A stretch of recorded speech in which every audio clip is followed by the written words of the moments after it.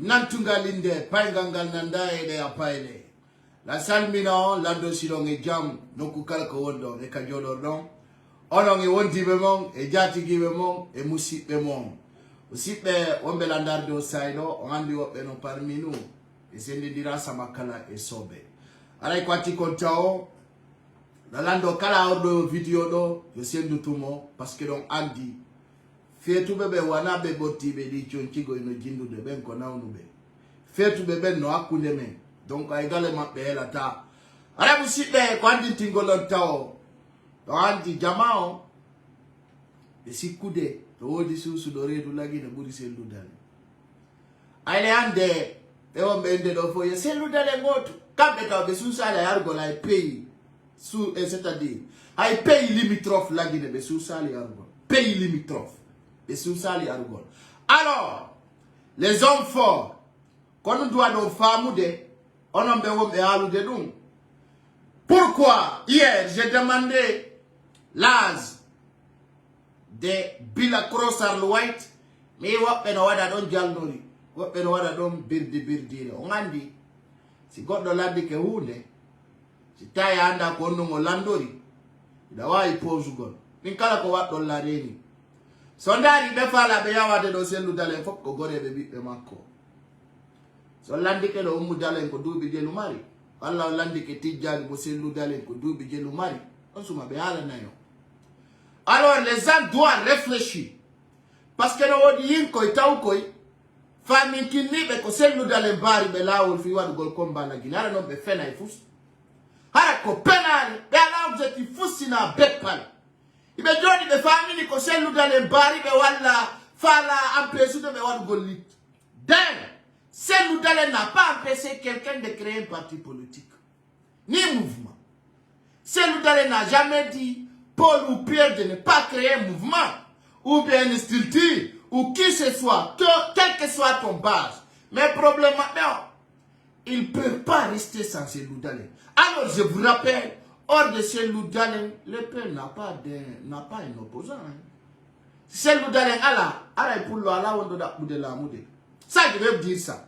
On a besoin de faut pénal. Hay la guineta be soustade. Hay pays limitrophe la guineta be soustade. Alors, le pire père, c'est les gens qui n'osent pas de le dire. Alors quand vous êtes homme, animé non a dit dans la trop quand je vois aujourd'hui, les gens s'attaquent à ces loudalés bizarrement. Ils n'ont même pas un poids. C'est des mafiataires. Alors quand vous nous provoquez, je demande beaucoup d'attention. Je tolère parfois je tolère pas. Alors ce que je vais vous dire ici, les gens qui vont dire que c'est l'oudalé empêchement, c'est l'oudalé qui t'a Guinée kala lao. Si n'a pas la dobara de oremo. C'est l'oudalé qui t'a kala lao. Alors quand vous entendez les FNDC, comme on va dire ça boire à Gianni Alpha et Nakita, quel est la dimondi? Hara un franc, quand je vois aujourd'hui des imbéciles mal intentionnés qui nous parlent de l'axe, hara non un franc. Même les gens qui ont contribué pour les jeunes de l'axe, ils veulent dire qu'ils des projets du matin. Ils n'ont pas donné aux jeunes de l'axe. Pipirou. Alors ils se bénéficient au nom de l'axe et ils savent bien. Ils détournent l'argent au nom de l'axe. Et ces jeunes innocents qui se disent aussi représentants de l'axe, ils savent qu'ils ne sont pas représentants. Alors, hara, c'est-à-dire sadari ko yurmi kontawa no yurmi ko wadi. Anki Elendi.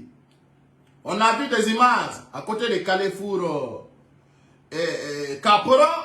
Il y avait des faux militants, des poulets mouillés qui demandaient la libération de comment on appelle, de Kassori Fofana. J'ai vu ça. Alors, pour les gens qui ont contribué, pour vous rassurer, l'argent qui était venu, l'homme qui a réussi avec sa responsabilité. On a dit maintenant, Souda Golala, min kala comme il y a son. Mais Souda Golala. Moi, les gens me traitent de tout, hein. Mais il n'a pas écouté ça, reconnaît, ou la connaît. Mais il fait un et programme. Je vous avais dit, vous abonnés qui sont là, vous êtes nombreux tous les jours. Maintenant ko fotte ten kondo woni important ko si tawi wadi pang ara enen do kadi de ngayna goddum ara na hala tum walla fottugol do. Alors ces jeunes qui nous suivent en direct, qui parlent de n'importe comment, soi-disant c'est nous d'aller se tempérer, mais là où pas de nous baisser nous d'aller nous lire donc nous sous-sous. Tout simplement, les gens qui disent que c'est nous d'aller se tempérer, c'est nous d'aller empêcher les Guinéens. Alors vous qui n'êtes pas peur, qui osent, Johnny Arega, aïe, sous redu, voilà, voilà, sur le thème très flagrant, on l'a mis dans sous, on se m'en à la leader de la Guinée, à la tawa de la Guinée, wada ko c'est nous d'aller wadiko. I got, I know for I got to dollar kilo in your wadeka. Si kelen do for I got to yata tindo dumbu ya ina tigre. Tant d'Alpha Condé, c'est nous d'aller à tout faire. Alors, toute une personne qui peut faire mieux, tawadu ko unduko, wadu meia. Nani? Arana ala tout. Et puis là, on va essayer de stipuler beaucoup de choses. Hein? Parce qu'aujourd'hui, il y a des gens qui sont kilotés, mal intentionnés, qui nous parlent de l'axe quoi. Hein? L'axe, gnan gnan gnan. Alors là, moi j'avais dit, j'ai envoyé l'argent qu'ils avaient réussi à travers des contributions de certaines personnes qui ont confiance. Alors là, voilà, j'avais dit, je vais afficher. Maintenant, celui qui a reçu l'argent ne peut pas le prendre ici, mais on va essayer d'écouter son vocal. Il n'a pas de commentaire. Ça d'abord, je vous dis, Victoria qui a goto. Victoria qui a goto, et window de commentaire. Et il y a des gens qui avaient dit, ils vont contribuer pour cette lutte. Ils sont détournés cet argent. Ils savent, ils sont détournés aujourd'hui. Quand vous osez de le demander, où se trouve cet argent que vos abonnés avaient payé ou contribué, ils vont dire que voilà, on a mis ça dans un projet, on a mis ça là, qu'on pénale. C'est des menteurs. Qu'on fait nous goûter, on rigole les mappés. Hande, mais contribue non boudi. Ben yo jama on contribue. Jama on contribue. Et on connaît les sommes qui étaient sur place. Hande si dit l'andita mado, on fait du boudi woni. Ara on a nata bewia, apa ikusare ko ganyo amen. Pai kusare ida amen evolia, pai kusare no contre goddo, pai kusare koni wala koni. Ara no mala ndagonga o ni ka ganyo mako. Uno ulbi ni ngole nyolme. O proparamon, on va l'inaïdo. Pénale de ngaki masulido. Donc, puis du gonoton, je donne personne cette occasion. Ya ogolia aussi l'oudale. Parce que quand on a de faut qu'on fait nande. Hay fous, hay boudi ko yimbe iti. Wadi confiance et oremon, faut pour nous détourner yogiti. Nabe on bekatere waludo. Il don't wadi projet di fenandegi. Ko tawata ko fek. Awa, bewi. Si don ache nani.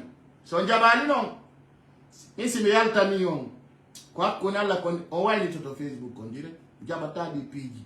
Au footage mon pénale. Donc il faut que vous voyez vigilant. Et kadi mi hala na ido mukala. Kala siku do kumbudu kafu onyamata. Wala owadi tabone ko fusi yalto ita Yesu. Hakundeni Allah. Billahi wallahi tallahi.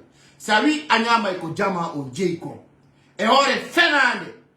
Ça va te rattraper. Woni si ko ande si ko Yesu. So ibu doga ba se ludale. Ha etang fi mabe olana. Yimbe ben sita ko se ludale me wadi. Il y a beaucoup de personnes qui ont détourné plusieurs d'argent ici. Faut pour nous andi. Mais non arbi, maïtou. Nani. Toute une personne qui met un collecte ici. Soit disant que la rande ko se ludale muliredu, ko mi susi redu. Ati potokatere ma men sorki de tenyama ko asika ko trikas. Billahi wallahi tallahi. Hakune Allah. Mais so kote ma asika ko trikas. Haraka dia go to wata ma défendre. Allons seulement, je vous mets en garde. Gare à vous. Cette fois-ci, c'est un flèche que je vous lance. Yo minantu. C'est un yaltiti. En tawa ko joko don ko foko fenande. Non to mari comme halano.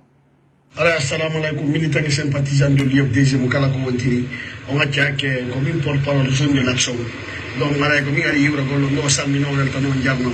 Alors, quand on est toujours, on est le pape de Salamin, on a wow, le yotane, on tigi hendi, on est le darinding, on tigi hendi, on a conjoint de Romoko, on a albarka bui, albarka, yalla, wada mon juntal janna, yalla dam no accident. So, yon tigi nebe ni vocalo, on a les téléphones on dit que nous planti donc ara ya publication tay mo ata téléphone satiri donc ara yi donc andi connexion kadi la Guinée on do on wadi gono mise à jour ara ko dum donc ara yi way na wi fi on do connexion men so ta non dan mise à jour di la connexion 10000 e batay ay 30 minutes donc ara albarka boy yalla wada mo jul jal janno yalla dando ngasida yalla okore mo fallo ko pay kusare an kadi yalla okore kala ko nada ko kaddo yalla okko selu da min kala wadu dodo andi min islam fala no wadu gol mafia no kambudi yimbe ala wadi no nebi mais c'est pas ma vie moi na joa donc c'est pour vous rassurer j'avais suivi beaucoup de commentaires minani wo no commentaire ko so da gerto ino andi ko jeni nyama ta nyalla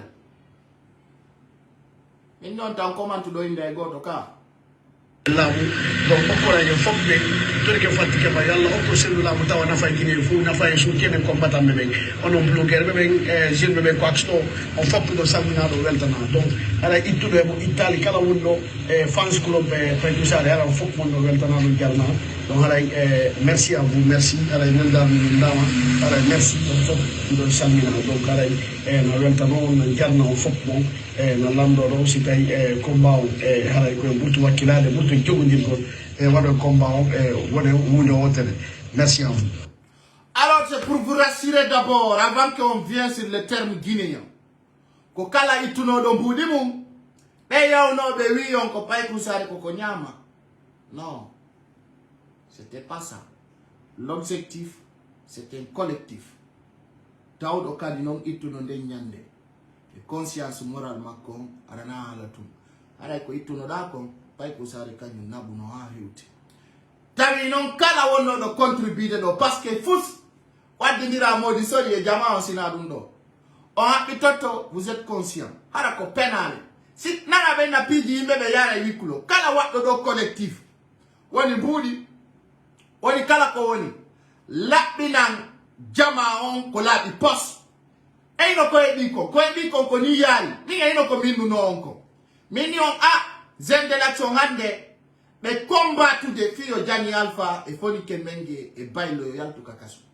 ene do tay motto dire ore fenande tawo be ben ka der terrain to hara to bundi yange wata be wadan gol vous voyez mais si taw no gere on la nani dun do yalta kanu hande ko fi nyande go alors min na ko mi nyama e jungo yimbe mi fala ko tawata hande si tawi collectif wadama au motif de l'objectif heben ko fala den kom ala wadi ko wadir no den ko fi enen kadi en tumbondiri do woda ko wawden wadugol tawata do awasi be yalti ka kaso enen kadi en tawama e wombe sabu tawa ben ton mini on l'esprit de combat wana won gol lagine nder tonto ida way won à l'intérieur tawata da way wallugol hay wombe be nder ton hara be wawata dum do donc c'est pour vous rassurer kala ituno do mbudi mun do e junga mimi na bi ay jungo mabori yo be hendo be wawa wakila gol fita o lutti tambe musibe an wambe landaruje e on saido me wana mi jalno rijo ko do wadi min sama kala welatana min ay neddo sama kala di sa woni sama kala di goddo wata yidude so Dakar do buyara do wada birdire na ko halete kon kayasi wolte nder do de parce que mi awata la yide ka woni wo musibe awon belanda do saydo haray ko andi tingol taw jama on Dakar do ka wonde do ka tawata hande hiden duwa lugo sa tawo ko sal jaro 3 millions francs CFA ka tawata en noddita Guinée mbebe fop ka tawata 1500 places wawa yimbe 1500 wawa inatude don joni non ena wombe do chaque personne est leader de son opinion ande boyno ayni na ngesa yewu mbakwa ara ngesa mba yewi bi habiti don kambe kuma don to aujourd'hui l'avenir de ce pays nous appartient nous les jeunes ande ene sukabe ombe do be il doit contribuer loi grand théâtre dans l'événement ko tawata Guinée fop fottay invité présidentiel lu jalen be arab be yewta ko fetti kon kale de janane to dum kadi fetti do si dum wadali aray ko e fenande fuddori non le ya do tefa Paul ou Pierre. Na maru gol woni haji. Si taille haji nanga maranka qui peut faire quelque chose. Alors je demande les jeunes, l'ensemble guinéen à Dakar, de faire un appel d'urgence avant que le président Cellou Dalein Yarouno Kougo ait un kadiwawe Lougol Grand Théâtre, un événement de classe. Tawata, Aduna Lamfope, médias du Sénégalais, il faut pour notre détention président Cellou Dalein Nato et de Ronsaldon. Faut pour y ça, c'est l'ensemble de Dakar que j'appelle. Vous savez, je suis un leader d'opinion. Ma vision est très longue. Alors je demande à tout un jeune, Handesimi, pour l'on accompagne, l'Outubego Fidja Singol Cellou Dalein, ça me fait mal. Très mal. Alors l'ensemble des Guinéens à Dakar, l'Ondo Landaka, Yugol, ko bureau fédéral ou le bureau tant. Ça, c'est le peuple guinéen à Dakar qui doit faire cet appel. Cet appel, on doit faire une contribution. Kotawata une contribution de Wawa Yetu Golsal Bourdon Djandou de nos grands théâtres. Kotawata 1500 Guinéens Wawa Inatu Gol. Arana Wadu Gol do Gidale. Président Cellou Dalein Yaouti Dakar do Noto. Et deron ça. Mais Waoula Naen, comme Wadi Kong, Kale de Janane. Mais Yauta on Kadi. On be fok kitire ko on be feondori fi la Guinée. Alors nous donnons que l'ensemble guinéen à Dakar qui doit faire ça, nous on doit aborder du hay got. Kala akir do haju mun goddo haju ma on bonay. Haju mao ko ya imanumo. Sai ko tay o doit la dongi magol. Alors je demande ça à l'ensemble des Guinéens à Dakar. Photo be oriang e ori lawol salmina la yapay ko sala weltanima, je vous demande ça. Tadou wadu une semaine. Ene yimpe Guinéen be wompe do ben. Là il y a des grands patrons qui peuvent le faire. Là on dit non wodi multimilliardaire be. Wa be wadu gol kono be wata. Sabuna nganya ndendi me ike derber de mabbe den. Haka tawata hande be wa wata wadangola siko mabbe oner. Alors so yiko fait ikon kankan. Ka julde donki do. Oyi dun don et ces images là, tout le monde a vu. Alors je vous demande l'ensemble d'honorer Cellou Dalein ici à Dakar. Kotawata c'est des amis vie. Alors je vous demande, c'est pour cela d'abord, la lundi on partage les vidéos au maximum possible. Fio Jama on y moins de 24 heures. Mais oui, woni Maudo, woni Debbo, woni Suka, woni Paiku, wondo e Dakar. Katawata eden ko woni woko yimbe wullante yo wallo e dum moƴƴa. Tagade si woni nyande wotorotoɗo hokkorayɗo monoto. Eden kadita habbor goɗɗo e wallo e ɗum ɗo. Enen do sukaɓe tun, enen tun sukaɓe seeɗa ɗe wawi yitudugol ɗo. Waɗen ɗum ɗo, holle ngaduna on enen kadi ko wawɗen kon. Se waɗali noon hare kayno tawa e jasere sabuna e Gambie holli puissance mum on. Si tawi noon président Cellou Dalein hewtay ɗo e nder Sénégal ɗo tawata ko salo e beppeyoy salo yara e ventilateur ala de près de personnes qui appellent gauche à droite walle men c'est des manjang. Il faut qu'on réactive votre Wi-Fi. Tout simplement, on doit vous mettre mise à jour. Alors, je demande à la immédiat, toute une personne soi-disant responsable de gauche à droite. On a trop laissé. Sénégal, il y a plus que 3 millions de Guinéens. Même Guinée-Bissau est plus fort qu'ici. Même Gambie, plutôt Dakar. Et comme ça, c'est bas à droite. Mouida ono fena. La andidou, la wadou. Alors maintenant, prouvez-le. Avant que ça soit trop tard. Avant que ça soit trop tard. Alors on appelle tout un Guinéen à Dakar d'être sempre. Cette date sera fixée. Donc on dit, manifestation réussie sur le Dakar, non. Les manifestations des FNDC, j'étais devant. Comme il y a de l'ambassade de la Guinée. Ou bien le téléphone moumon. Oui, Jama. T'as un jodo à l'aide de bourde de faux bourraille. Sénégal Jama on noti. Alors, il a dit que Debbo et Gorko, Maudo et Paikou, ala mo ala, mo 500 mo 1000 francs. Faut donc organiser une date, hol litendum présidentiel Cellou Dalein, n'enyande donc hewte Jama on noto. Président Cellou Dalein yewtide. O inna on koni eni o feondori. Ara donc ko teddunga le mon onon kala wondo do e Sénégal ko dun don min mi faala yo wadana.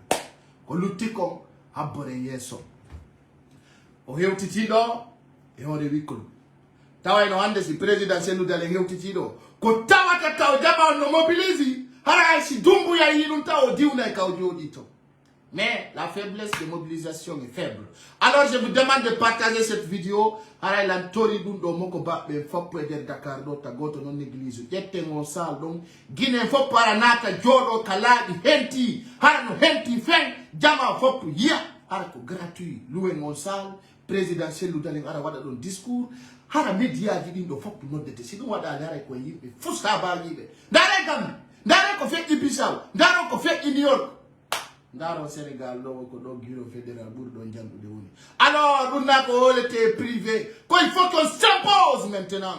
C'est pas calculé, c'est pas dire que c'est qui ou qui ko woni do woni dum. Chacun doit prendre sa responsabilité parce que c'est la Guinée really no gasa mi ngay mi yara tato wala yara go. Alors on vous demande ensemble de le faire. Musibe an wonbe la ndarude hare ko dum mi fala yo wadu do ko buri yaawude. Dun non ta fe yontere ka tawata dum wada. Si dum wada lere ko faible be hay jama Guinée ko wondo ko fam no duwa notagol don wona clair tawata naate tender salon har ko yo dar media ji din hollira président selludale jonna discours makko acci ko mo 10 minutes to feƴƴa jama o nana tawata waybe anda do kadi hino wontida musidɓe an wonɓe landarude e o sayɗo président selludale hewtiɗo hanki haray ɗum ko teddugal e moɗo woni mokoba woni paykum woni mawɗo miɗo toni fap hollugol ko mi yewti ɗo ko feƴƴinon e o vidéo e plateforme ji ɗin fap feƴƴinon e o vidéo gauche à droite j'appelle cette mobilisation pour que yen heɓu 3 millions ala immédiat ko tawata e ƴetta on sal ɗon wawen contribuegol ko ɓuri yawude ka tawata on 3 millions ɗo wawa lugol on sal ɗon akiya jama on moƴƴa tawata jama on no mari espace jama wawa yidugol mo kala tawa ko free et happy. Donc aray ko ɗum ɗo woni ko tori ɗen jamando si ɗum gasi arte noon e nder leydi meɗen ndin aɗon andi hande buyno sikkude selludale ngulu yawgol lagini selludale meeɗa hulude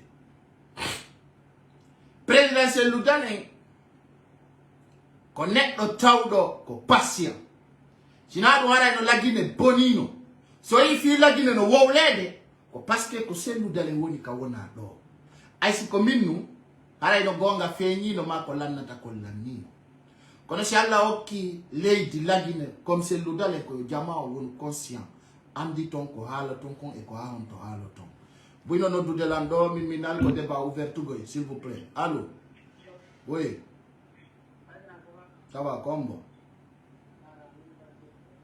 miɗo e direct nodditete nani jama ko andu hande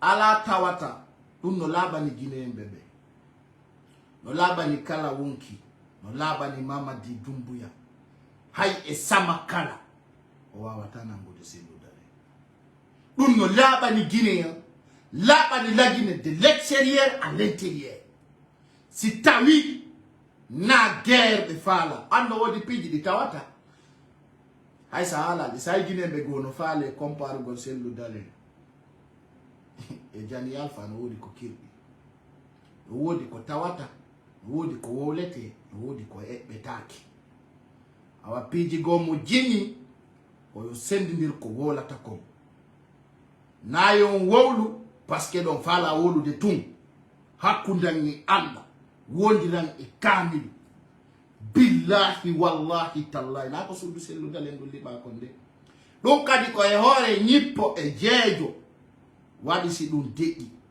sabuna selludale yalti andi tinni na kanko tun liɓana cuuɗi yimɓe buy liɓama alors wonɓe ɓen pirude lagine wona intérêt selludale woni pirangol ko intérêt liberté ko ɗum wona piranede wona selludale wona piranede de selludale e Jani Alpha ko inde wotere mari alors je vais vous dire si tawi goɗɗo no sikki feƴƴa e selludale walla si selludale feƴƴe makko aray ko selludale happesuma heɓugol parti politique on wongol populaire a fenen fausse tappale alors ce que je vais dire et je vous rappelle en tant que meɗen wooda en tant que kadi hiɗen ɗo gonga kan étoufay je vais vous dire une chose hay goto ta siku si selludale nanga mara la Guinée butti dum ko penale.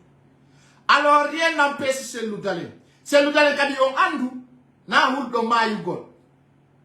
Si selludale no huluno mayde nyande ke felluno parabrise makko ngarayno mayino.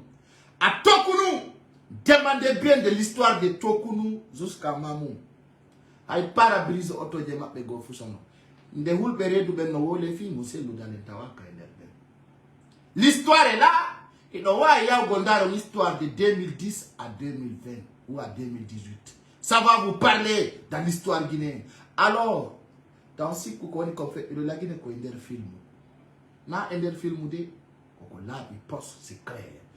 Ah, un dintina, ben si koube c'est l'oudale moulu, c'est l'oudale med à hulde. Samakala et sobe, c'est l'oudale med à hulu god. Oh la takadi. Mais donc Andy, Afrique d'or. Ko yon famu de wote na o porto partare laminta si lobi woni baoma yimbe gayna de ben haju e lamina e ben ko ma wona bawo ben ko du selu dale wonno fala noka hande no ko wiete comporto guri dale wingi wontiri bawo makko hande kala kana gine nodditete ko ma selu dale noto woni siko jobbodira woni si ko huwodiral woni kala ko woni ko ma selludale noto kanko hikkina yeso e hande laɓani o ko selludale tuwa yampesugol Mamadi Doumbouya hay goto e nder la Guinée watamo ampesude e nder ko gerda ko fof ko selludale tuwa yampesugol Alpha Condé. Est-ce qu'il y avait un autre leader? Est-ce qu'il y avait quelqu'un qui pouvait empêcher selludale? Ça nani FNDC ko militant be hombo yaltido pirida hombo. Alors, il faut qu'on frappe conscience. Ça soit clair.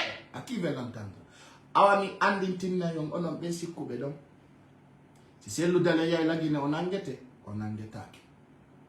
Haide ekbi ko samakala. C'est impossible. Nyande kala Guinée yo humpiti. C'est le dale no mema. On a qu'on a kritungo en minuto. Ça c'est l'ensemble de la Guinée qui doit s'élever. Hena na non Guinée bébé. Kono approuvani on. Mina ni fena wono fena wojani Alpha Mwandu no nangete o ko duna timo la Guinée. Fena nde burabi. Sabu nande da wona foti hara hiba ande. Wala hara amali preuve. Kono muhali ko hali konfo nyande go fena nde de nyawa ko. Nani? Kono pigi di yeso ita ikumpa. Très bien entendu. Mi komina tauntung onon Guinée bébé. Ça soit clair. Mais wawatamo nangugol. Si be nangimu, la Guinée sera incontrôlable. Nous on clair net. Clair net.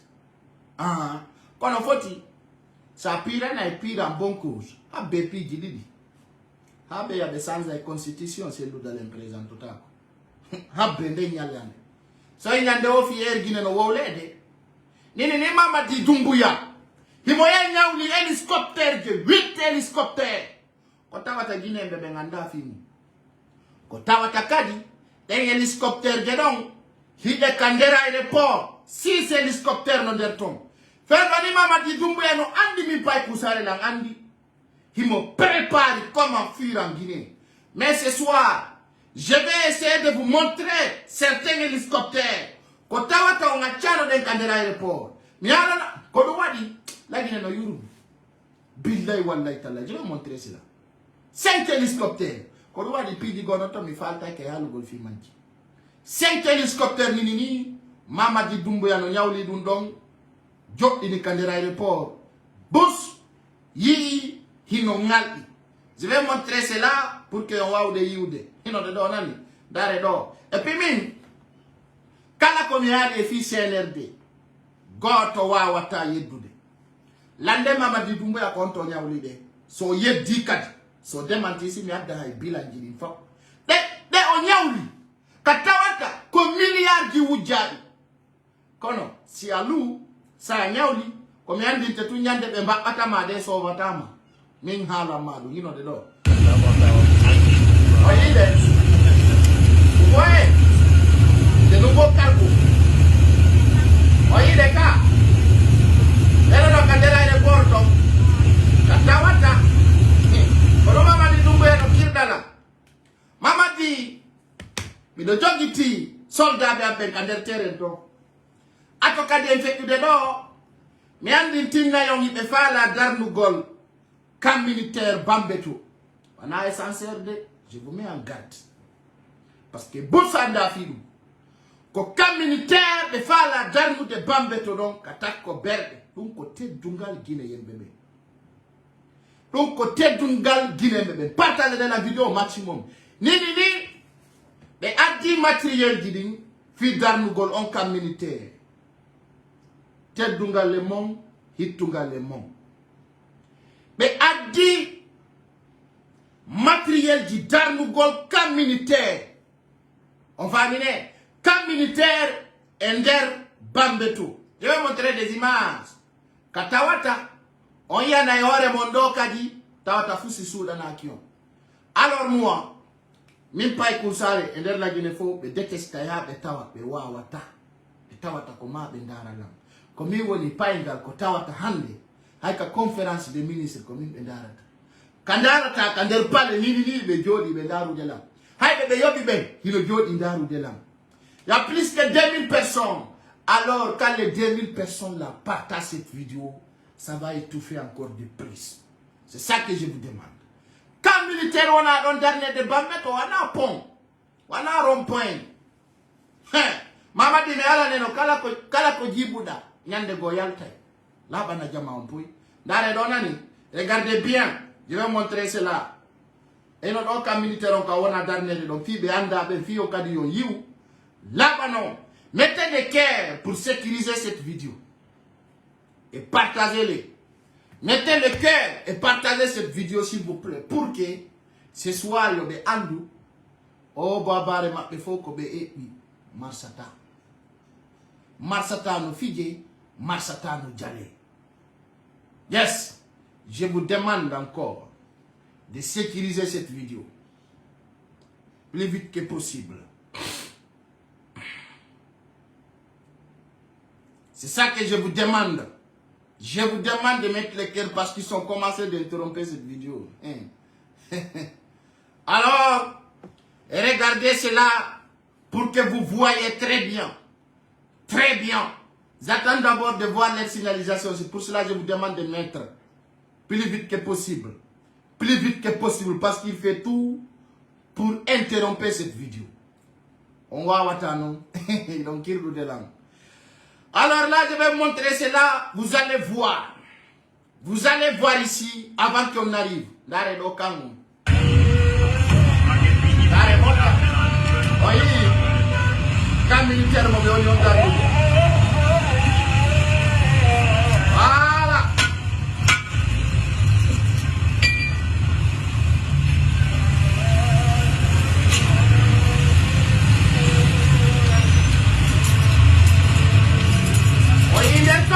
Vous voyez, vous allez voir très bien qu'au camp militaire, mais on y garde nous dedans. On a appris qu'au camp militaire, si tu as une hande, mais arde et darna camp militaire, fi terrorise ou gol, comme une dérato mao. Quand on a de tebe non, et là on dirait un mappe. Kala balueli don, katawata. Bouskadi yoyay, comme il y a Halande. Merci beaucoup pour le nombre de cœurs pour sécuriser cette vidéo et partager le maximum. Quand militaire mo woni arde non, ko intimide gol jamaon, terrorise gol comme une directement. John comme toroto jamaon avant que ça soit trop tard. Comme on dit tout mama di dumbu yatao. Quand alpha ya ko ender comme une directement woni. Anani comme inna tamatu mama di dumbu ya sidafala.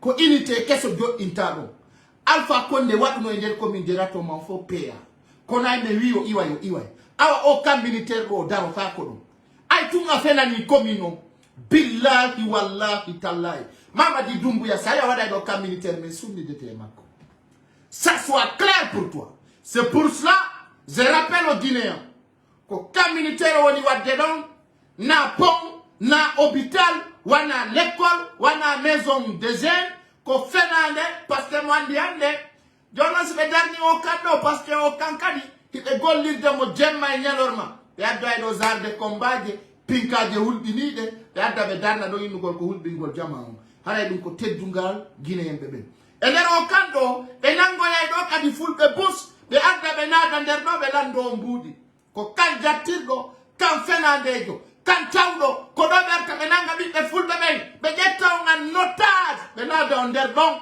e soka be ittina on jawle winde maron ko min pay kusare halani on Mamadi Doumbouya ko ani ko min derato man ko yite hulbini Nambara Kassara hulbinido. Alors ce que je vais vous dire, chers Guinéens, chers compatriotes, wana ko min jidi fo son jako ko min derato ma, il faut que vous preniez la meilleure position. So si ki o wada ni ensi no Guinée fo no reni dundo, so si ki o aray o wada kon camp militaire ka o nanga yimbe wada notage wata masu, il faut que boycotter. Musidɓe on belandarude o sayɗo en haalani joma jawle fulɓe huuɗen haacuɗen toriɗen Allah kala on pullo woɗɗo addude marchandise e nder lagine tawi dow ka laamu Doumbouya yo Allah defe kasara foppu jaɓi amina hakke hakke ɗo ɗon ɓe wi duwa no jaabo sa toriki Allah fewndo tawi ko e ɓernde laaɓunde toriɗa. Hande ndari en tawi 80 conteneurs comprimés ɗum no fandani pullo Fouta 80 conteneurs comprimés. Partagez vidéo 80 conteneurs comprimés e hoore batowal. Neɗɗo maɓɓe on no toña, neɗɗo maɓɓe on laamaki, kono hiɓe wakkili yawgol sirni e kore, hiɓe wakkili yawgol kala ka comprimé moƴƴinteɓe moɓɓe ɓe adda nder lagine e aɓe yeyde lekkele. Mi halani o Mamadi Doumbouya lanca e Madina sikku ɗon ko sama kala mi heɓintinna ɗo vocal mo ɓe addani lan e ko tawata min ɗum yurmani lan sabuna hande woduno ko anina pullo hara wana rondagol comprimé addala Guinée, c'est clair et net.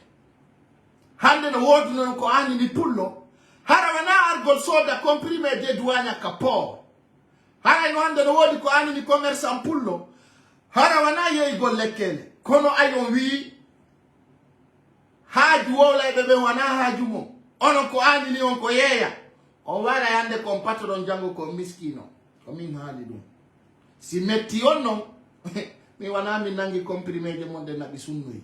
Écoutez attentivement la communauté peu commerçant on haalanama sama kala e sobe on sikki awa ko sama kala on sikkuno ko selludale won ɗon waɗande gere ka on sikkuno haray ko selludale won ɗon waɗande piiro awa hande e bloki conteneur di mon ɗen nane ɗo nani heɗitoron hakkille mon ɗen jentoɗon ɗo partage vidéo maximum possible anana non ɓe yano pay ko saran addu ano ka wadde ɗum min na min mi haalanino neeɓi taw addu oto taw darnu lagine taw soodu conteneur ji on nanata joni heɗiteɗo nani. Assalamu alaikum.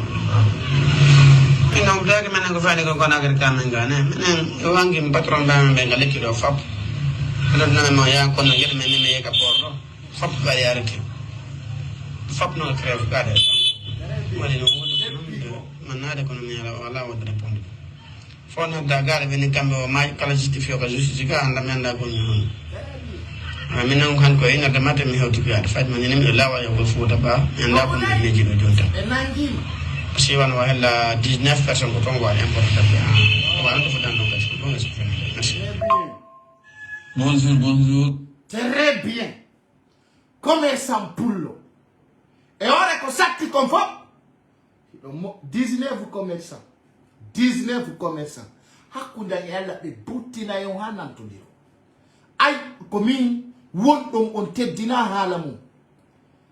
En comprimé de monde bona. Hay fusko carton di vide kali be nabi be sunno e telen kuriya kono mi andi tinna yon do ay tungi don satti noppi hi don sikkude ayiya e pullo noppi ware soke ya udita Madina yeya ay afino ton da won non be fermay awa jama 19 commerçant mimi e awa hino kinapa landa mbudi ko gonga labu ka post sina ɗum o feeta on hangat on yara bere hi ala ko wowla nata wata on addu conteneur addon conteneur de douane joni non wata ko be buloti don conteneur di mondi no wodi piji tati ha bidio don c'est clair ay kon sare ay na fiye mi abati on ko ran comprimé parce que mi na mi abati kadi on na banan go comprimé kono non joni woni do ko habbi on ko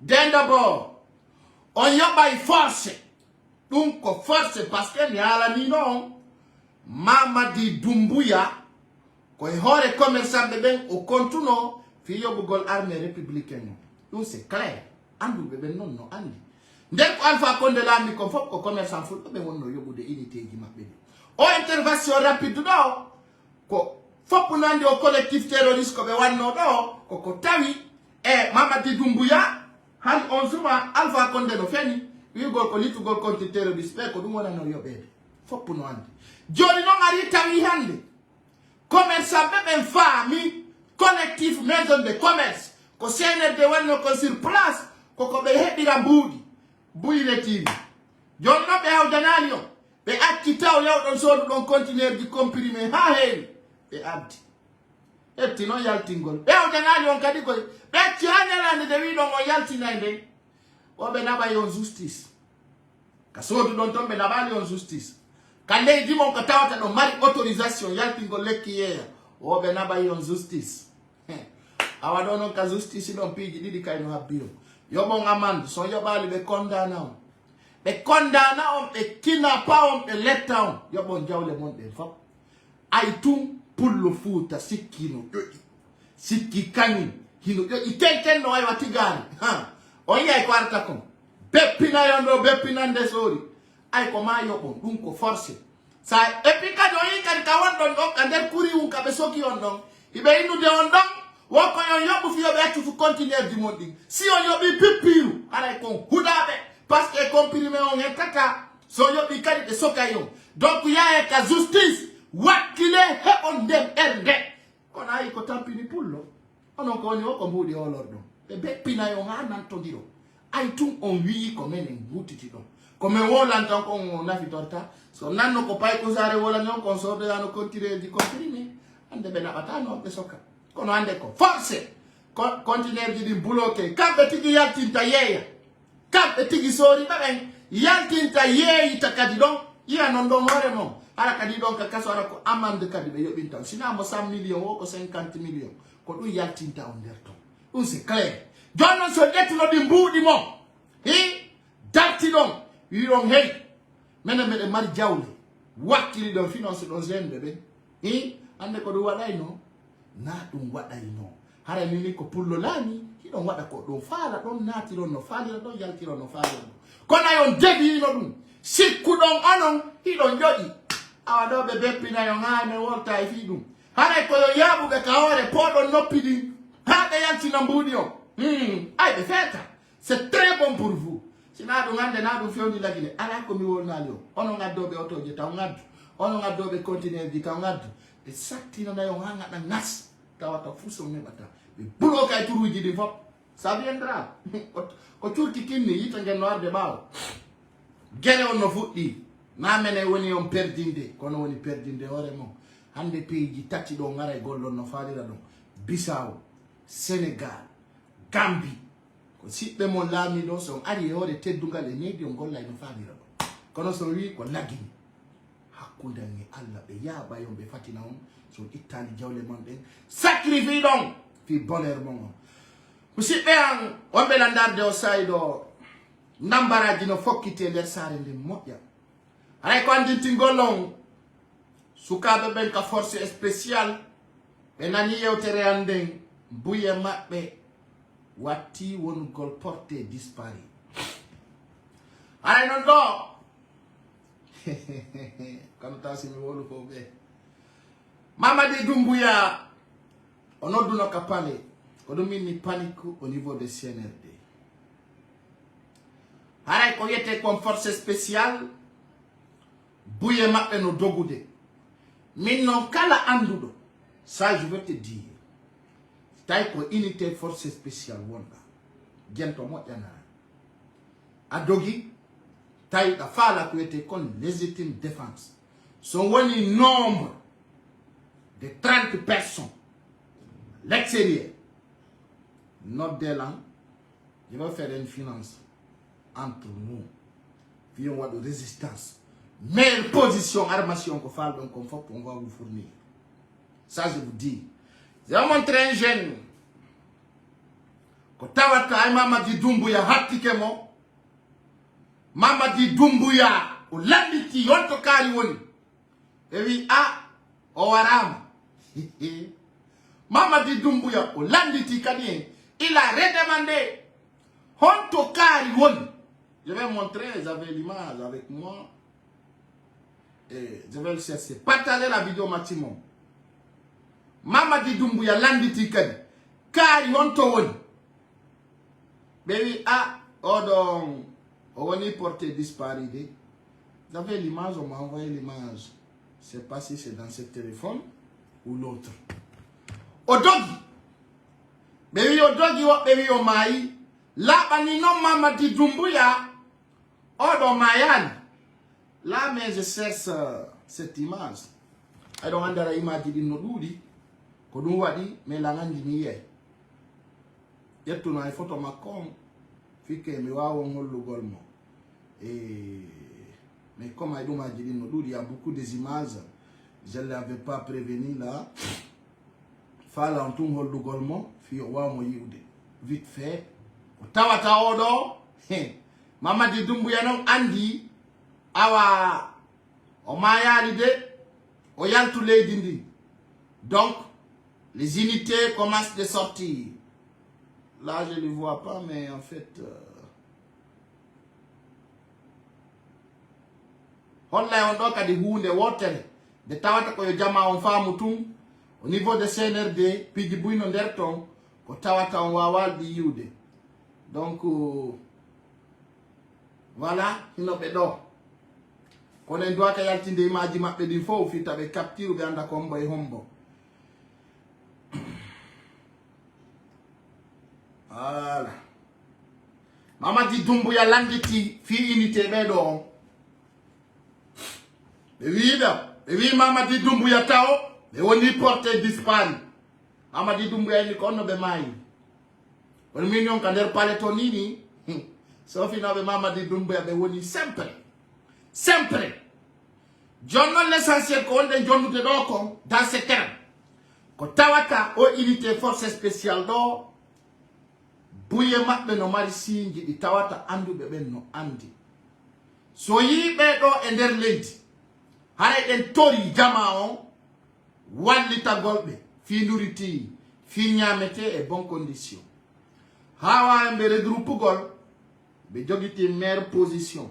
Buye maɓɓe sapike no dogude no accudude Mamadi Doumbouya e programme ji muɗum ɗi. Haray ɗum ko teddungal Guinée en ɓeɓen kala ka yiɗon ɓe kadi ta on déclare be ender leji laginindi toro non jama on surtout kabe woni yaltire don ko tawata jama no andi fi moy ala précise de ha be ya be ataka beton si be yalti ya be andi wala bien sûr be wawi regrouper gol be wawi bu gol meilleure position revendication on ngaray o fuɗɗoray e région ji tawata non on suma daro darnata ko tawata kadi ko effort njano e naati data e nder Conakry e yon andu kadi haray ko teddungal e modon kanko commandant Ali bengo makko jibini Bobo Gorko haray e kala oɗo wallitagol yo wallito no mi andinirno on non kadi commandant Ali mayali haray ko sati kono laati ɓe wi na fo wowlete piidi goton e mare haray mi anditinna on tum ka unité force spéciale be fuɗɗike sakagol ɗum ɗon haray ko teddungal e moɗon ɗum ɗon en ala suuɗude haray jama on koye wonu très à vigilant koyon andu fewdo ɗo do e dogi buye maɓɓe no dogude yalta ton ɗum ɗon en anditinna e guinéejo fof e par ce que waɗi ha yalti haray ko teddungal e moɗon on fof moɗon ɗum ɗon kala ka yiɗon ɓe koyon andu do wanaɓe ayɓe men kamɓe kadi koko toranoɓe wuuri ɓe wakkilike dogugol hay ka tan ka kandon kanfo de Karia haray kadi bus yaltude ka nder canton nakira Sierra Leone non kadi mi ala suudude ko tawata buyno andi manque de nourriture be ala nyaamude be ala hebude de bonnes conditions nokkeli buy kadi e buyno reeni quoi en fait dara ide ngala fo ay se ngali do fo pidi gono tongono tigo andi ça ne va pas haray dum don no holli ils sont pères et be fala mandaru bo kambe kadi no be hebira position no tawata do no andi do no ngayara jiba na on quoi en fait ender sutiji ko tawata nokkeli buyo li sulini awa mama di dumbuya o yare no Dadis Camara yare no hala musibe an wombe landaru de no nani don no fi capitaine Moussa Dadis Camara donc andi Dadis Camara ko neddo tawdo kala ko woni ko bernde makko ko dum wona taka hundu ko makko Dadis Camara artira malagine tanko arti yewten do non ko hon Dadis Camara wadi sabu ha be nattimo Burkina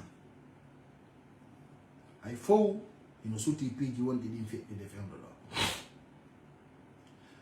Dadis Camara o hewti Sekou Ba Konate si hewti kono yimbe dido halan no fibe kanko Mamadi Doumbouya Cerno Mamadou Ba o mo dingirawi o jokkay Mamadi Doumbouya nyande be fellimo on andi harene do fode andi wana dum do wonno faale Mamadi Doumbouya eno wodi ginembe buy woni be landitade est-ce que Mamadi Doumbouya ko jettado an notage ko woni ko wadde est-ce que mo wonani est-ce que o wonana ataw to dande taw conseil ko attino den ko wala gol Mamadi Doumbouya ta o gem wadu be ben coup d'état o jetta be ganni be ti taw be woddintinimo kala taw no do wi'a merde nani be woddintinimo be jetti kadi personnalité tawo ko on wawno defandugol Mamadi Doumbouya de l'extérieur à l'intérieur ta andi ko pay ko nakum bulawum atutu do ware do wi'e ko bura ko woni edka makko on non formation fosala fos beppale ko min non haali kadi mi wi kadi hala nay do non ko bura hunde hotere nyande be arata ma taccutugol awa makamboy jetto mo yanana non de yewtere simima andi buy anda wiyete do cobra ko yawno do no wullinkinno fenande ka berde bambeto alors pour vous préciser ko wiyete cobra atutu do ware on ko woni edka makko joni no mimi nay do cobra il faut que tu sois vigilant très vigilant parce que ta jabu mayangol goddo yore fenande l'unité que tu sais bien hida andi tu es petit dans la cité ça va tenir là kwanta be toto enmingo nyala nima haide daya ai pigi yonda wade di fonu so okura ayanta don ta ko to wadu kumfime ko ngala ai pula ko da yanti de kander pale do andutu Mamadi Doumbouya o holakima de kono no arde jamfi do ande jamfuto jango ko min non alamma alors ce que je vais te dire ici Cobra burma ko moƴƴande fiya wonu top ayda andi fewndo do kida wali tappude Mamadi Doumbouya na yo maayi tappamo ka tawata ka danda don ka der pale nodda don RTZ wiya min Cobra mi jetti lamu ngum ay Mamadi Doumbouya trahisi conviction guinéen bebe nanga Idi Amin nanga Amara Camara ayda andi na wali dum haraka kadi fos ay ko narata andi protocole ko banto woto so fintaon kaka escalier jile o pitonto banto woto pe sa beppini mo dokton dampere ko tout getu reali nodda unité on nodda fay bebe wi a l'ensemble guinéen be soutenir organiser élection heba onutité der la sa wadali dum way ta den pinka de jogi don do fo kala fellundi don 30 minutes haray ndi wuli haray hat so ndali taw do watani la ender pinka on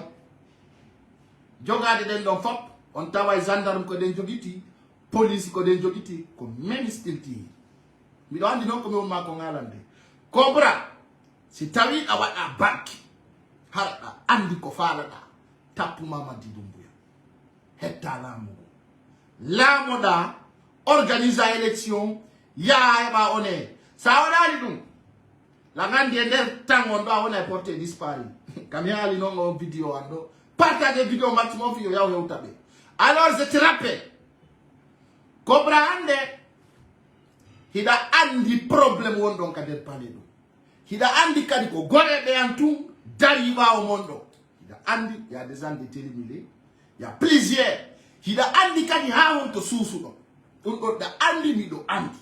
Alors ce que je vais te dire avant que ça soit trop tard, avant que même Andouda à notre répondement à tout le moment, atoben dogude, wala Mamadi Doumbouya ko gastakon, wala imoda, nangamo organise élection.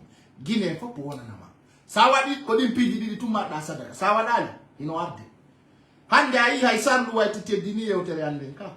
Sandu wa tande o yalti kene petango ina o ganyo Guinée, kanko wana ganyo ay goto. Haray himo wadde investiture makko fi wonu gol ministre honno wiete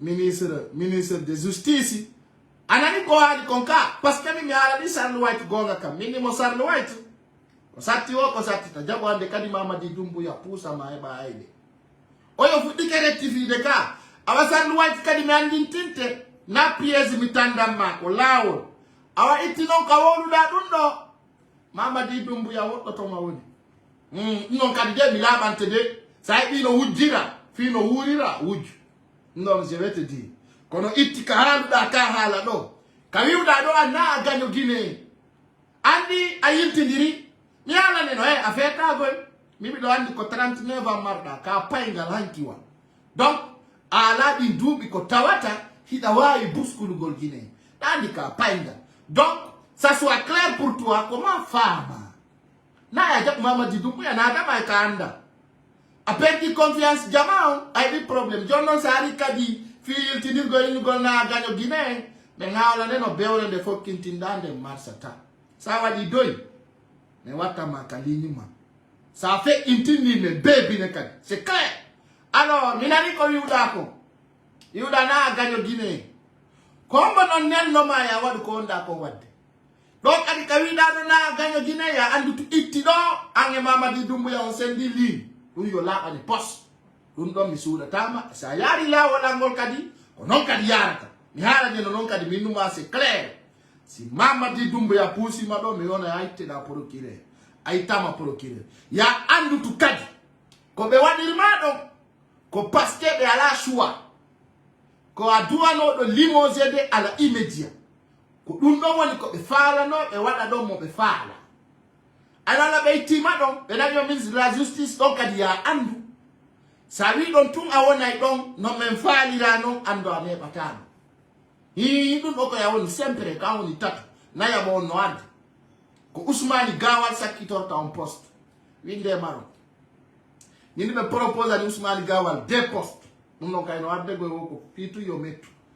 Alors Sarl White, je te rappelle habo nyande wonyande kaita da don parce que si tawi awi awona do weltina pepulo andu to ko pidi di lutam ko wonda e Doumbouya wala wonda e pepulo don le sayni awona don demantisa andu aya sawi le kay le awona don datu e pepulo men bebinte jonno jetto di no didi Doumbouya wala pepulo c'est clair yala ne non kadi minuma sa meni ko hada kon mais ni tete procureur de la République ala wadi be timaka wada le yontere do kadi mi ala ni ma minuma ya yirtunde yewtere ma bewre andi ara wi men ara mi nami ganyo la Guinée e nami ganyo ay goto mi fala na tu yo nyibu alla la bani ma do ina ko nyiba ta fenande nyiba taka fenande nyappa ko nsiai da metam ni go fe on hari aba hari da wela mi ko jon da metam jonno ko pidi didi man ko mi jonna na mado sa wadi nafi si wadali kadi yi aterate ko pay kun sare ali baka si bi ali ayeti ko kun fa yakun la to rayno aye ko mi wi atama nana yewtere andem mandi to da mi wi wona do wona na jama on ange Mamadi Doumbouya gayno bien entendu ci dum gasi one time Mamadi Doumbouya la Guinée on suba karewa kada karewa da anda ka bebinte do wasala do no mi mari ko mi ala sa yeddi kadi ya terre à terre mi do andi non do ngane batado parce que a andi de no weli sergine ser compatriote arte nange nder leydi meden din holliren kadi piiji fewndi din Dadis Camara no andi don non hewtiti lagine haray non ko piiji parce que buino landitade wo ko nu Dadis Camara artiri lagine ko on Dadis Camara artiri lagine dun on no duwa laabude don andi Dadis Camara mo yotongo Mamadi Doumbouya et Idi Amin le dogiti enregistrement di Mako. Ça je vais le dire ici ce soir. Hôtel mo Mamadi Doumbouya wonno hôtel mo Dadis Camara wonno e mungo. Mamadi Doumbouya est no deuxième chambre hikudo dongo. Mais what Dadis Camara mise à l'écoute. Dadis Camara kadi nyande go o yaltay o wada témoignage. C'est moi qui le dis et je confirme j'ai des preuves. Mamadi Doumbouya o jantintina ko Dadis Camara wi haray mi do tori des kore a lola min Dadis Camara mi artika leydiam mi do fala ya des kore jama on fo yalta habbomi forestier be nani weltori bien entendu forestier be nani weltori ay o yidun kanko Mamadi Doumbouya parce que Mamadi Doumbouya c'est un égoïste très jeune o andi c'est clair Dadis Camara wawa yawgol mo bindira jama wada meeting jandudo alors je rappelle d'abord Dadis Camara ko gido me dum don suuda taw Dadis Camara ko gido mede hari selu dalen ware 2010 Dadis Camara no yeso e bawo Dadis Camara yewtuno yewtere o wi Alpha Condé ari haka biro an o wi nyande kala o yidi ne selulale ngakkunde amen landa be yobi Dadis Camara ko yata $100,000 wobbe wi $10 millions fi o waru selulale Dadis Camara video jidi no woda fop no andi ko wola kon do Dadis Camara wi min I warata selulale il avait dit si qui donc en vidéo ko wanno ko belvede fop no reno no on vidéo yalti be demanti sala ko be halali hande non Dadis Camara be artiri mo wikulo e der la Guinée ono Dadis Camara wana gagné fulbe bende non je vais vous dire jusqu'à prise de contraire si mi yali non no holli ngayngo il nataka ko gagné Dadis Camara ko gido mede kadi mi do tagi ni moƴƴa wandi sa woni e nokkeli buyi ayi piji buyi kono Dadis Camara tawoyte e wallay be en no hettire laamu gollaki winde ma Dadis Camara be jettirimo wakkulo sar ka nder hotel ay ko dum woni ko findina jomba be wiimo hande a walata nder Conakry ko Burkina waloyta hay goto hande wawata on wowlande pourquoi hadi Dadis Camara yaka mabbe en Corée carré tour Marco. Pourtant, il avait programmé, il avait mis des affiches. Johnny non, les attirer mon véhicule. Copie de lui. Et non, mais il m'a quand le gouvernement de la transition, fille bewa ou tout gol forestier bego. Là, on rappelle le forestier, ça ne marchera pas. Marsata no fille Marsata no jali. Hare kai no sikari de nyawa Dadis Camara. Fille ko fait ikon ka stade.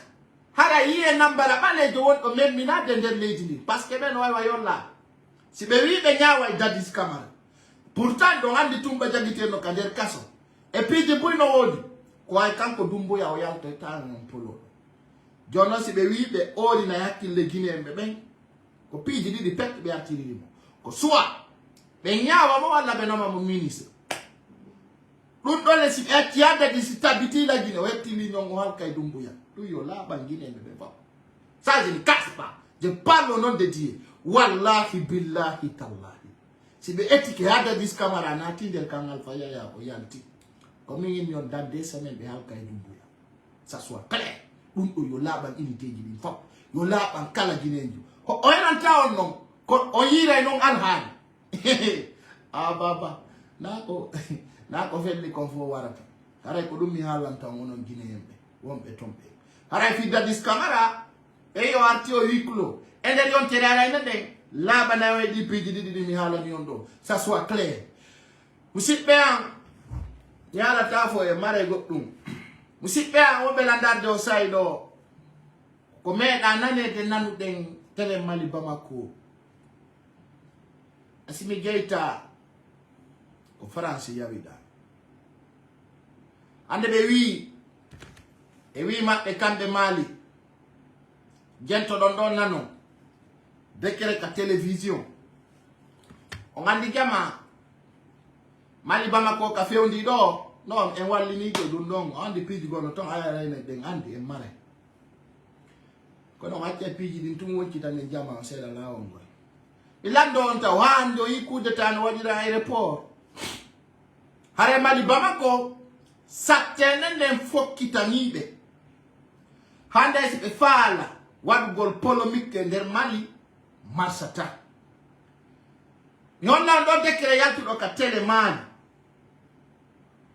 wo Ivoiriembe no iwri Ivar ari wadugol coup d'état Mali ko meeda ka nanede ko meeda ka yi'ede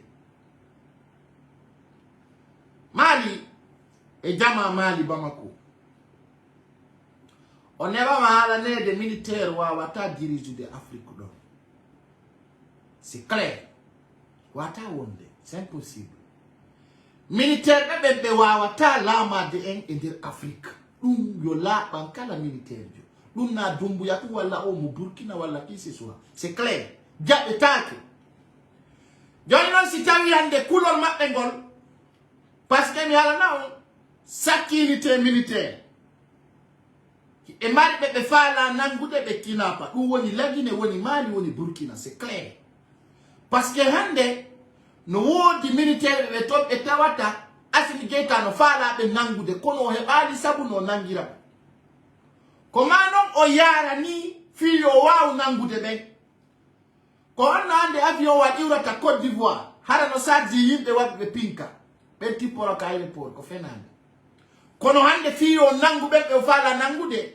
ko ni o wawata yarude joni no hedo do décret fekkudo ka télévision man hay nanuda wondo ngalude atawa fenande den no continue ha kala nido joni wiyama ko militaire be malien ivoirien ari nder Mali ender be militaire be do wo ko mécanicien et peintrier nane do mojja hedi todo Ce studio, les colonels est en possession d'armes et de munitions de guerre, sans ordre de mission ni autorisation. 2. La profession réelle des militaires était pour la plupart dissimulée. Sur la majorité des passeports des militaires interpellés. Nane wo de passeport di nangadi. Jona militaire won o voyager de passeport. Nanon do ko be woli gakon. Les professions inscrites étaient les suivants. Étudiants, chauffeurs, maçons, mécaniciens. O ambe me war gol kudeta. O de c'est des étudiants. Nane mo des mécaniciens, des peintriers et des tantantans. Joni no ko hotto mécanicien. Wawa tar golo da coup d'état mat au passeport militaire kwandi tonta be fenay hande ko yete comme passeport biométrique fop travail ko yete kon travail professionnel à l'Anderton do winda kinderton ko fenande andu do ko yete comme passeport ndare ya udu ton passeport du monde ni ko yete comme passeport biométrique ala ay carte d'identité biométrique ni Sandari ayata ton travail professionnel. Dum winda kender manti. Kano ndare ton ka carte jamo ko pena le fos. Han min ta mi don ngad di vrai. Billahi wallahi tallahi. Ko wad be do holli panique mabbe on tele mani ton no hawni. Nane modja. Faux et pire faux. Vendeuses, électriciens, vigiles. o électricien, vigile, peintre, j'en passe. John Mandaro Dundo, des hommes irresponsables. Tawata kampe be hulata argolola e penale do e télévision nationale. Télémali. Misi kuno mo mali ono mali hakil jawo kadi ko fetu. Ya, lundo no hulbini jama. C'est tellement grave, tellement grave. Hara isi gadundo si woni e lady, hara en hulbini mokano ko bepale ko tawata kadi mama di dumbuya no prépare dum do ko lagine. Ko yo andu ko ligne mabbe ko controversial woni do. On nana dum do joni kadi lagine. Yane ngali hande nanani dum. Kono ay communauté lami ko fenande be wolori e ala sabu e sababu ko ni yarata. Hara en hulbini no hawni. Vidéo. D'ailleurs, oui, mais signal de vidéo. Mettez le cœur et partagez la vidéo au maximum possible. Mettez le cœur et partagez la vidéo au maximum possible. On va attendre signal de vidéo. On a qu'à y assigner. On va qu'à studio. On va là bas mon poste. C'est Guinéen, c'est compatriote. Nous donnons hulbini. Quand on a pas de ardude. What go coup d'état et der aéroport. C'est assez fort. Wado coup de temps rewa aéroport. On a tout yakile mo. Nous no ay wande. Alors Mamadi Doumbouya kanyu kay no prépare uri dundo. Hara musi e yara labe. Nanon ko fe ikon labe. Ndaron tawon no yurmi kono. E wi sa mijo to mijo ko moɗɗi. Goɗɗo fala warde nyemete labe. O wari ɓiɓɓe makko ɗiɗo o mayori ɗon. Hakkunde ni Allah. Ayay wargol kullum anni e bonɗo moƴƴa ɓe wi kullum ko e nder kullil wurata ɓe addi poson e nder moyen Guinée e neɓi haalude ɗum ɓe addi ko warata Mamadi Doumbouya addi poson e nder Fouta Mamadi Doumbouya e maninkaɓe mum ɓen e golloɓe makko ɓe ɓe naadi poson e nder Fouta fop o wiyeteɗo NCC woni adude ɗum e nder Fouta be addi poson ko wara o ngalana non be wari rayon pinka walla be wari rayon alhali yewta on ko feddi labe avec des vidéos preuves musibe be libi en cuudi din be tawi don ko masibo joni kadi be addi poson ko wara en Fouta ulbinike Allahu akbar hande be addi poson ko nyama don maya don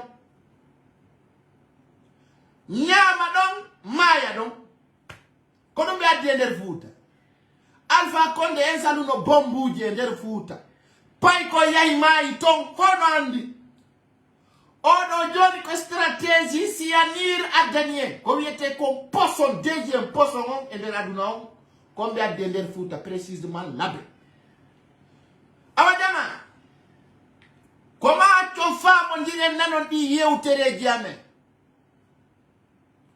koma nanon ɗum wutoro on nanali hande ɗum no wari goɗɗo mamu e honno wiyete zere kore on nanali hande goɗɗo ɗum no wari sigiri walla no wari kanka kono sa andi gonga kan ɓe ara ɓe yoɓa yimɓe walla kamɓe tigi ɓe ara ɓe yennama ɓe naka raciste ka etuno ko ɗum waɗi min on partage o vidéo maximum possible jama ɓe ari en waɗirgol Fouta alhaali hakkude e Allah sene komi wolata kon heɗitoɗon nde yewtere ɗo ko debbo soodi lekki ñemete ɓe okkimo goɗɗum ɓe yi o naɓorka suudu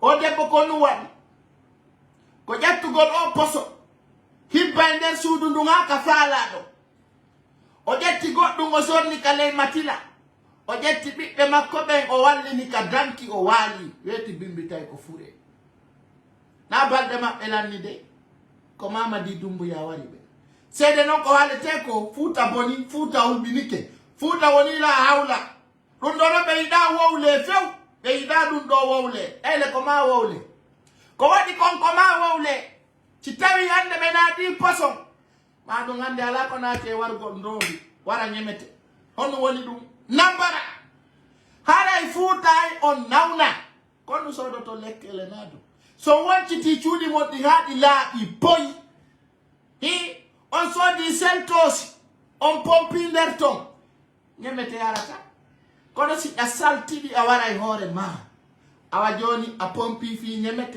nyemete ma yaali a maayi hey ko be wadi Mamadi Doumbouya huwa en ko Alpha Condé huwadi ɗum mono faala hoolo mono faala acca ɗo ndaare ɗo eno ko feƴƴi kon jama ndaare ɗo heɗo ɗon nambara ɓaleejo hey musidɓe ndaroɓe en direct fouta kamen tibbude e vidéo mo publiɗen bimbi ɗo tawata haray woni albalaw waɗɗo katufunde kalama ko Alpha mo laɓe ɗo nama e ɗo penale ala pay kusare ndarama acca ɗon ka kono ɗo min koko mi yiɗi e ko mi humpiti fimu min na o nani walla o wowli min koko min nani kon mi hooli mi yiri gite an ɗi tawi ko ɗum woni gonga ko ɗum feƴƴinta ɗum ko ɗum min samakala alay mourado andu mettez les cœurs et partagez la vidéo au maximum. Andi non mais na 10% ngender lagi.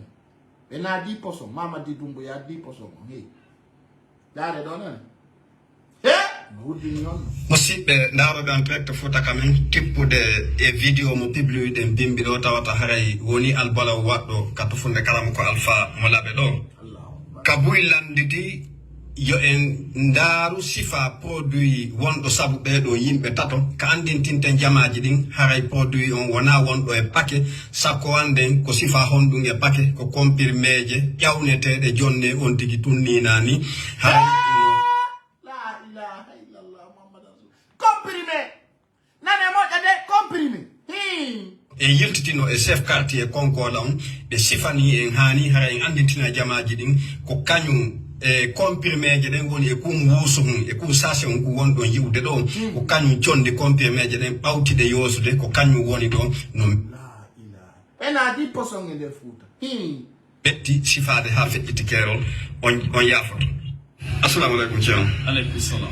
min yiltitike moɗon concernant hani o albalaw waɗɗo konkola ɓawti en publide vidéo mo ariɗe wadde on jamaji ɗin hollino humpa sifa produit wonɗo sabu ɗiɗo fuyeji tati joni noon yi'ugol produit on tigi tigi wona ko welifi kono on wawa en sifanade sifa produit on ko honno o wayi Awa toujours hande mi wettani ke on fota noon yurmede siga mum waɗani minen ne jiiɗo fureji tati haade mi ɗiɗe mo fof yo maydu nde wotere ɓenadi mi arani no neɓi ɓenada e posonge nder Fouta addu ɓeli ɓe cuuɗi ɗo ɓe tawi ɗon marsata joni ko ɗiɓe woni e waɗirde la ilaha illallah muhammad rasulullah sallallahu alaihi wasallam ɓe adda ɓe o ko lekki ndombi e lekki ñamete soda ɗum naada ka suuɗuma ara ko an woni mayude acce sodugol lekkele cosmétique jon dare kon ɗon heɓude kala soɗɗo naadi ka suudu mum weta e bimɓe ara ka fure mi haalanino Mamadi Doumbouya no faala addude nawnare lagine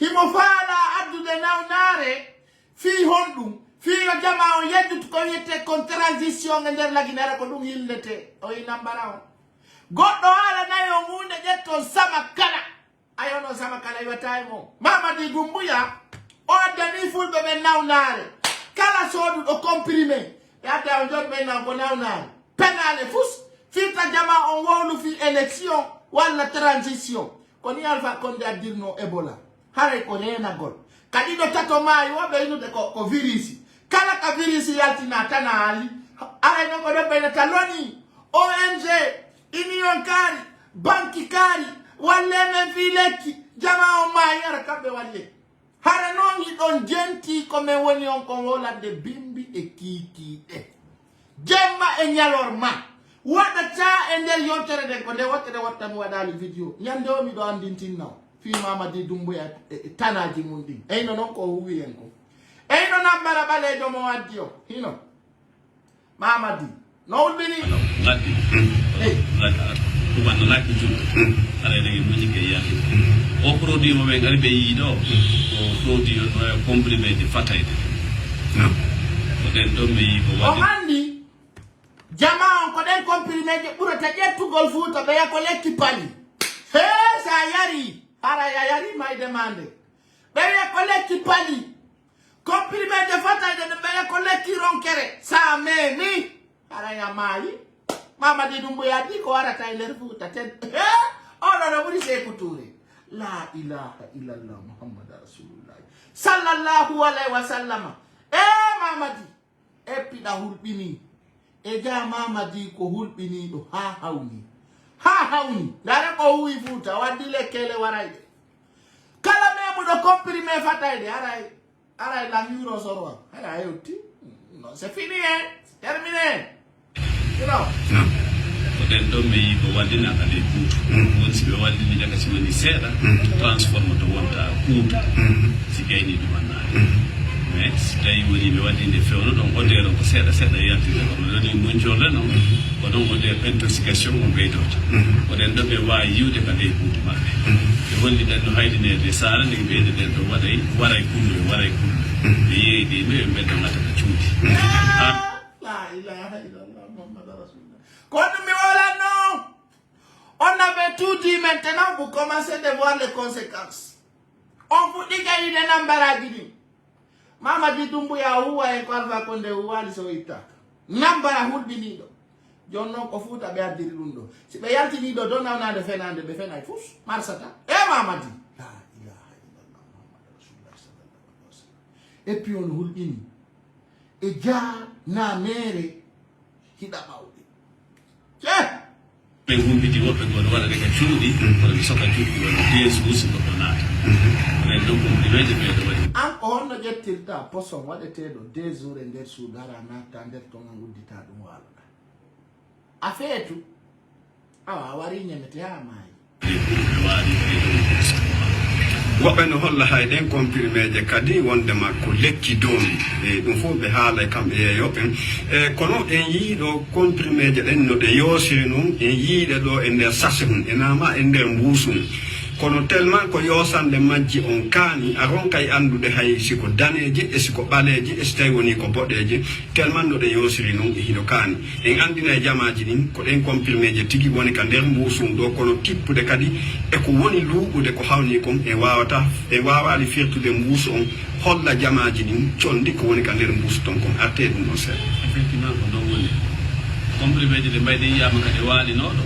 e wata yidde e couleur majji o koɗe gandi to wesa ƴetti leggal a huɓɓi yiite ngal sumi haɗa ko ndondi wonda ƴettude ayi ɗon a yiitata couleur tigi tigi ko wonno e majji ko noon yiitirɗe mbadde kadi waaliɗo ayi forme wayre no wonirno noon kono so ɗoya memo haɗa fof ko won ticcondi hande kadi ko ɗum ɗon ko ɓuyat nokkira waɗa ka nder sasel ka ɓe wawi bonnude ɗon ko ɗum kadi ande mbadi majji o sawi ko boɗeje siko daneje mais humpitike ko ley kaka ley buutu ka ɓe waalotono ɗon kadi ɓe waɗunoɗe kono woniri ko noon woni ko ɓingue sécurité o tigui ari eɓe maxi ɓe fof ɓe maxi ɓe towni buuto o ɓe daari ka coɓɓuɗi men tawi ko ɗon ɓe wallini ɗe ayiya toon sikka ko comprimé fatale waali kono sa inni ya memo haɗa hay fof wonti condi donc ɗon ɓe wallinire ka coɓɓuɗi janggi ɓe naati ɓe waali ɓay ɓe towni buuto ɓe yi condi ndi ɗo woni noon so forme comprimé kono ko kuyat mum ɓe ƴetti ɓe ƴettiri no woniri noon tawi won ticcondi ndin condi ɗo woni ko waɗa ko sasi ɗum koko tinni ɗon haɗa ko ɗuri ko woni ko sommoɓe ɗum noon no woodi hannde hara ko butel o hara ko ndiyam woni toon sifaaji ɗin no ɗuuɗi kono fof e mum ɗon tawa e ardinaɗo saare laɓe nen ɓay kon chef quartier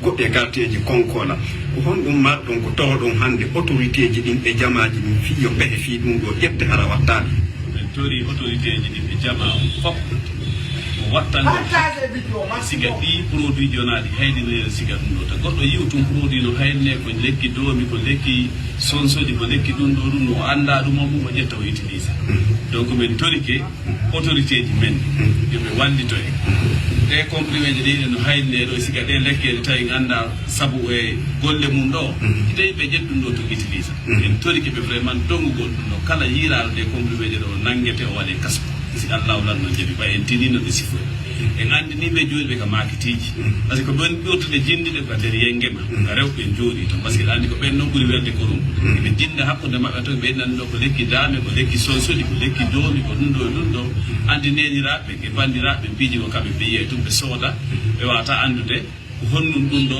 gasata ɗumannade hara ɓe aari tum fi mbay koye maɓɓe no ɗum wurira e ɗum jandira e ɗum an andi fisiga ɗin piiji donc ɗum koto buyi e yaw ko sooda koye biihoy ɗon tina ɗum wonti yaw ko pharmacie lanɗo piiji gon ɗon kadi ɓen ɗon no janggi fi mum ɓe wawa hollude wonti ko holɗum o produit ɗo kasata gollude ko ɗum ɗo mi faala o holla ɓen ɗon mo fardodira e ɓen kono sawi ko wonɓe haydinde ɓe noddu ka nder makiti ton rewa hakkude rewɓe ɓen ɗon piihoy ɓen ɗon sooda kadi waɗa ka ley licco e mum ɗon ɗuman ɗo nanta ka cuuɗi andi ɗo ɗum ɗo ko warata jama mara ko watta ɗo maintenant son humpodiri équipe ɓe fi cellalji banu adama ɗin no ɓe hewtira e ɗen ɗon galle tigi surtout e on sambre ɗon e kipa fiino on sandu ɗon laɓɓinire fi wata goɗɗo go naatu toon tawata ɗum ɗon wawa lorrude on tigi kadi si ɗen pehe ƴettama ɓimɓe ɓen hewtunon ɗon ɓe holli ɓen ɗo ɓe holli ɓen gasa ɓe kiptude fiimu fo ko ɓen kadi walliti e wi argol yiya ɓen pompe ɓe diga waali ɗon ha wawa ƴettude tawi fof ɓe masdi ɓe addori kadi ko gasete pompede nder ɗon ko fi ƴettugol on odeur ko woni nder ɗon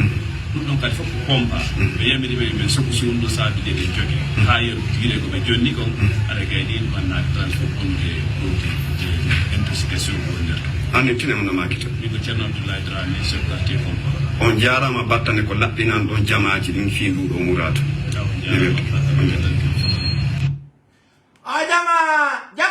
jama laɓe ko warata Mamady Doumbouya di ɗum ko saare mo poson comprimé façon on fop nadama e laɓe ha heewi poson cosmétique haray laamu ngun no ɓaawo e yeeso joni noon sago Allah sago moɗon hino laɓe hino on ɓe warirani on e liɓa cuuɗi on ɓe wari en ka saare ha ɓe jokkiti en Fuuta joni ɓe warira en ton kadi comprimé ji haray ko teddungal jama laɓe on hittungal mon e ɓe pita ha Dalaba Fuuta fof ko renagol ɓe naadi yeyoɓe poson e leydi kala memuɗo maye ɗum non noon mono faala weddito mono faala hoolo kala marɗo numéro famille yo noddumo joni wiya comprimé on taw memi si a memi haray ɗum ko windugol lettere kisa souvenir ɗum ɗo no ɓuri pandagol et puis koynayne ala maayi vitti fait ko nde ɗa mema ɗa maayi ƴettata hay tan haray ɗum ko teddungal e moɗon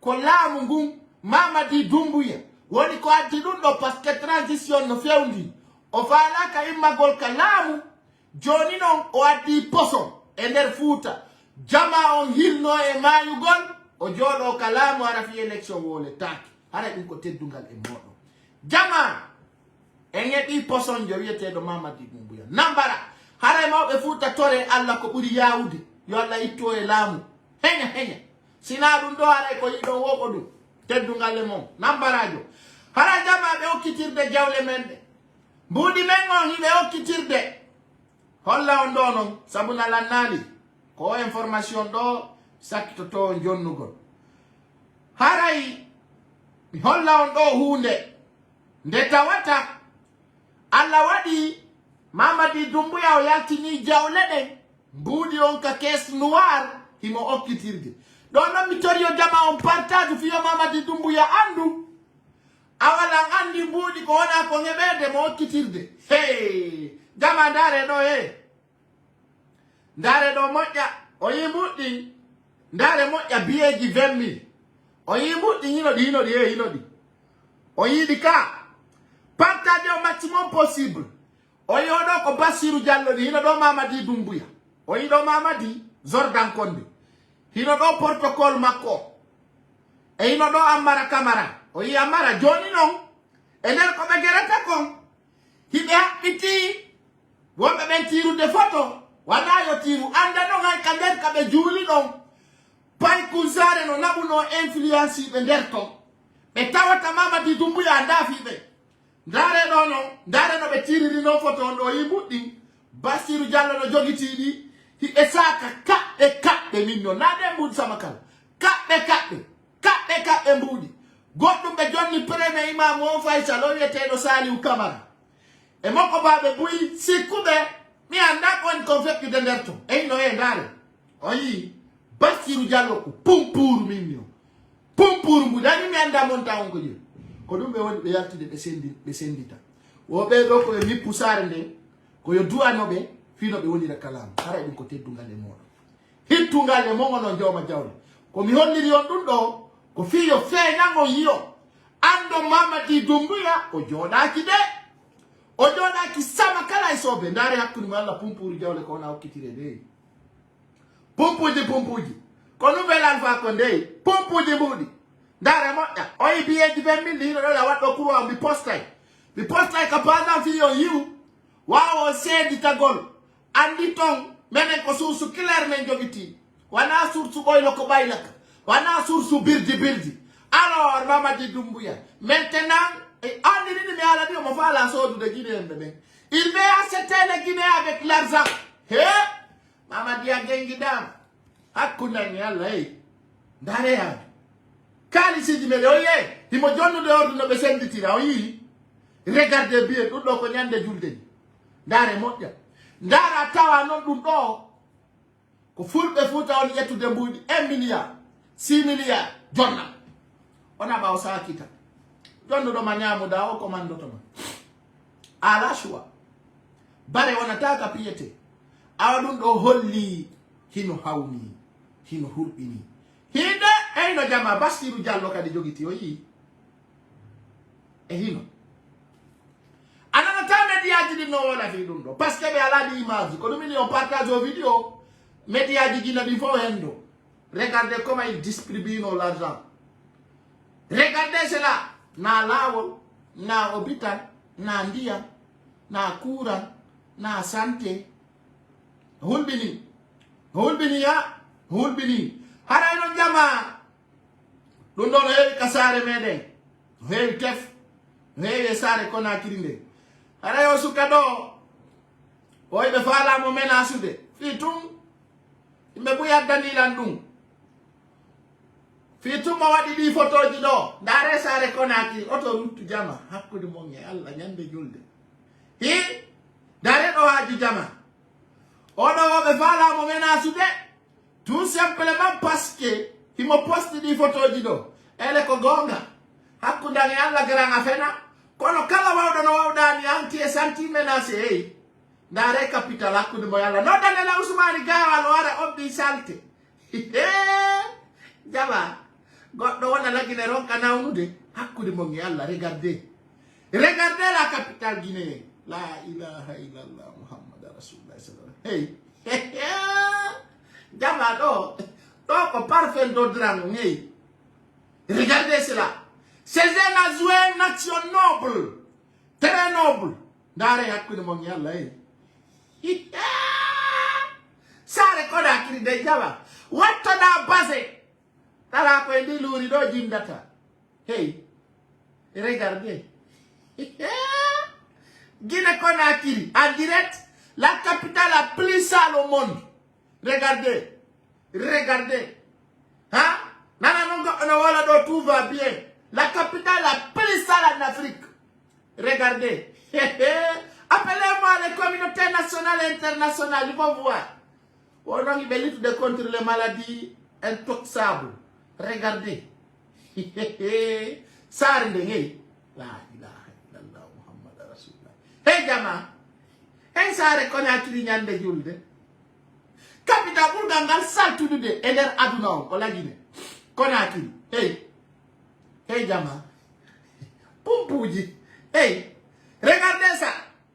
Regardez. La ilaha illallah muhammad rasulullah sallallahu alaihi wasallam. Hey aju jama. Go kara do nyama. La ilaha illallah muhammad rasulullah sallallahu alaihi wasallam. Dara ko de wala girde din no jawa kapade makko